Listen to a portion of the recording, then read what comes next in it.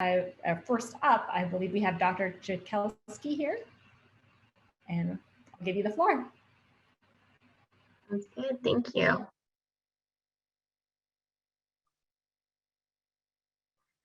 So good afternoon, guys. Thanks so much for joining us. I'm Dr. Kachelski. I'm one of the second-year pediatric emergency medicine and child abuse pediatric fellows over at Children's Mercy.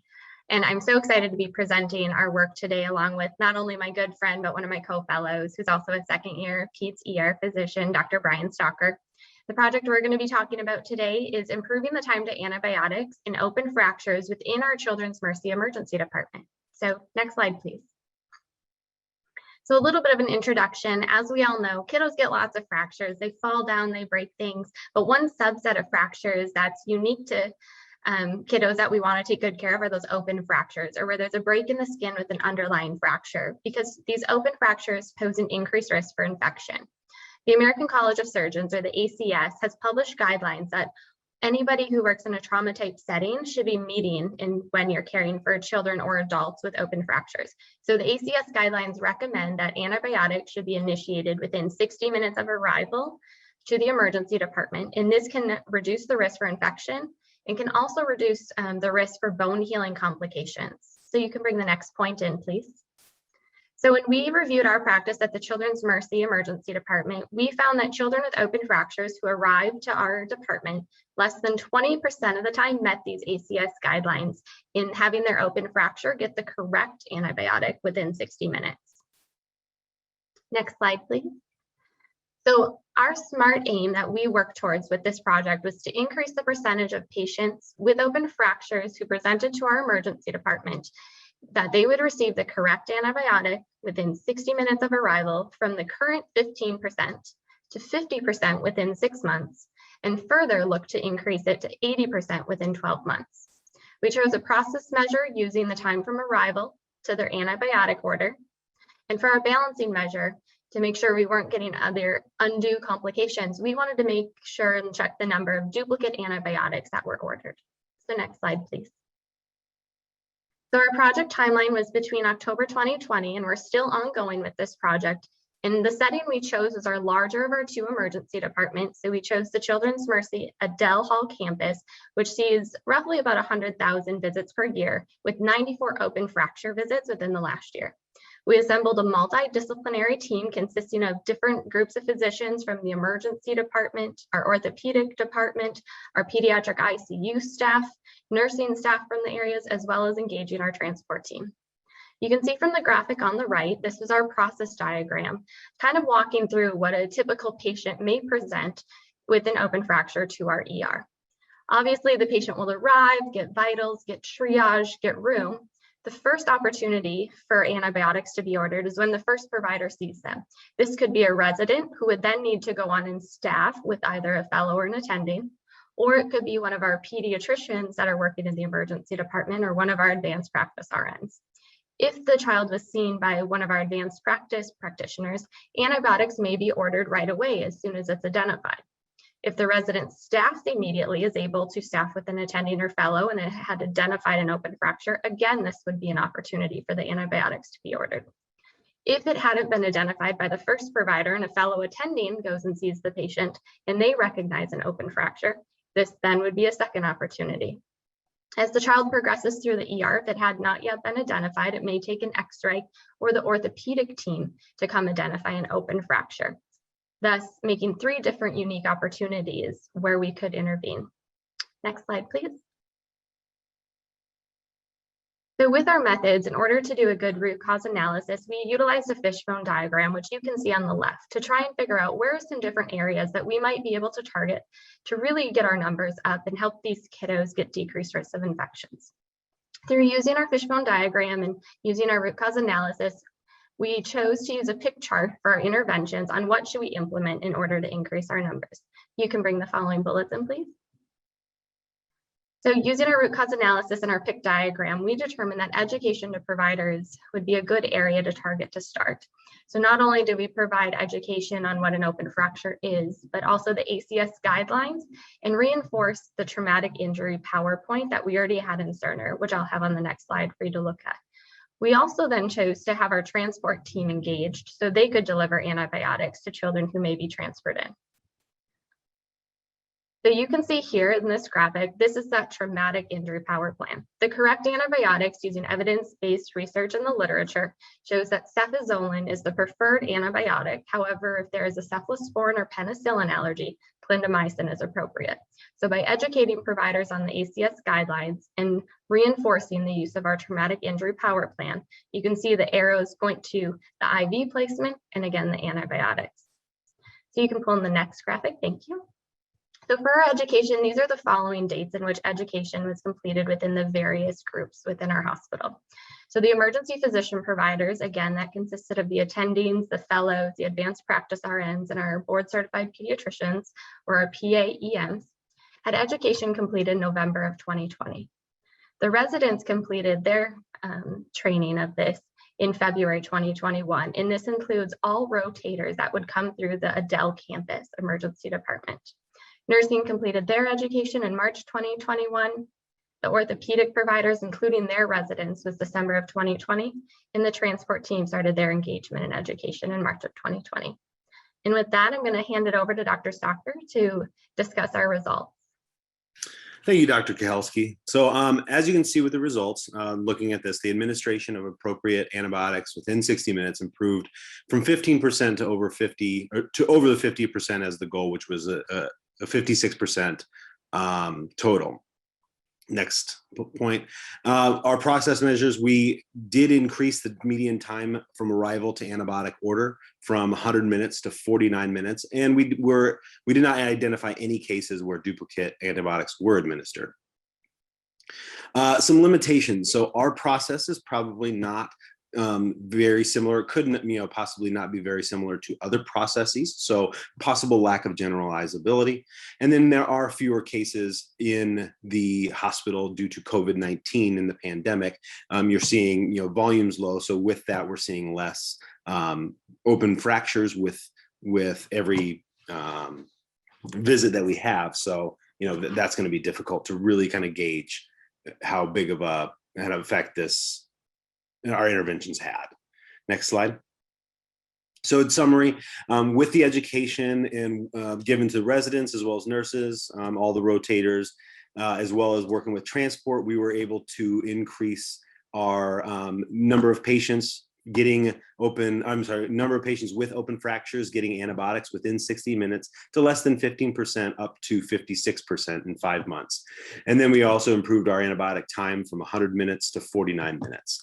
Again, we utilized education to the ED as well as orthopedic providers, including residents and nursing staff. And then we engaged in the transport team to have them reach out to the referring hospitals to ensure that they gave antibiotics prior to arrival. In inclusion, we used the A3 problem solving and standard QI interventions, consisting heavily, again, on the provider education and the use of traumatic injury power plan to meet our goal of improving the administration and of appropriate antibiotics. Future directions, we would like to continue with our multidisciplinary team as well as with the transport team to continue the education moving forward in order to increase this even further. Follow-up rates of infections pre and post our interventions, we also plan to compare. We have no disclosures. We thank those people listed there and their assistance in helping us with this project, and there's the references below.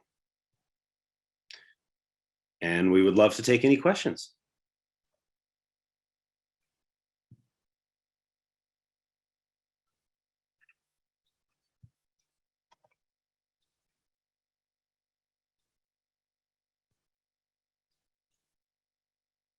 We'll give everybody one more minute. There's currently no questions in the chat box.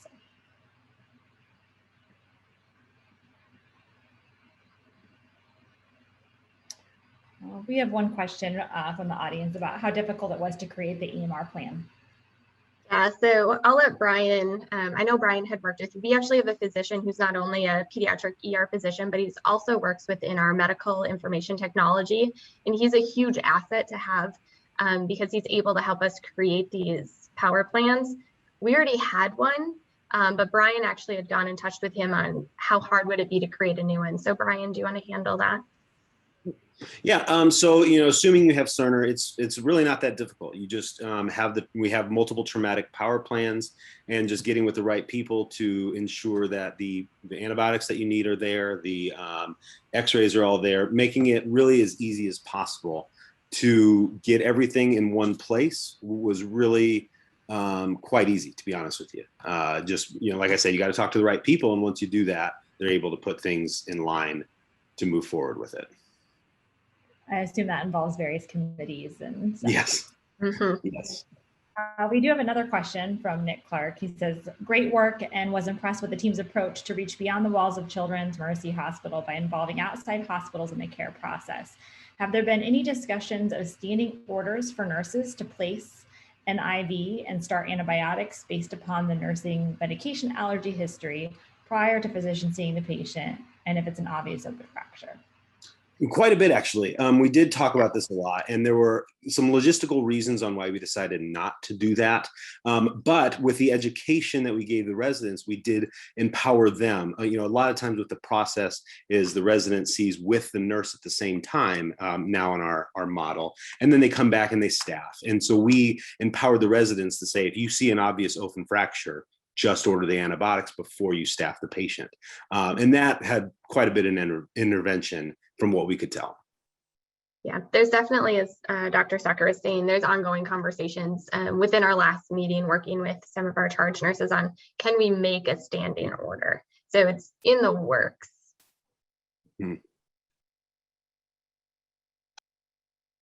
We have another question here from Dr. Paula Nichols. Very nice talk. What was the biggest challenge getting this project off the ground, and what roles did medical students engage in? As far as the medical students, we actually just got medical students back. So I think they're going to become a larger part of the practice as we go. Unfortunately, through most of COVID, they were pulled from working with us in the ER, and a lot of our work during this was during the times of COVID and during those peak kind of fall times. So I definitely see them playing a role now as we get into summer and there's more fractures presenting, as they're going to be that initial provider in the room. So engaging them as we would our residents to empower them to identify it and come up with that plan. I think the biggest challenge to getting this off the ground was, I don't know, there was great buy-in. It was identified that we weren't meeting the ACS guideline, and everyone, obviously in medicine, we all want to do the right thing and we want to do it well. So once we had identified there was a deficit, it went through the charter and got approved so we could start working on this really fast. The education was really soaked up by everyone we talked to.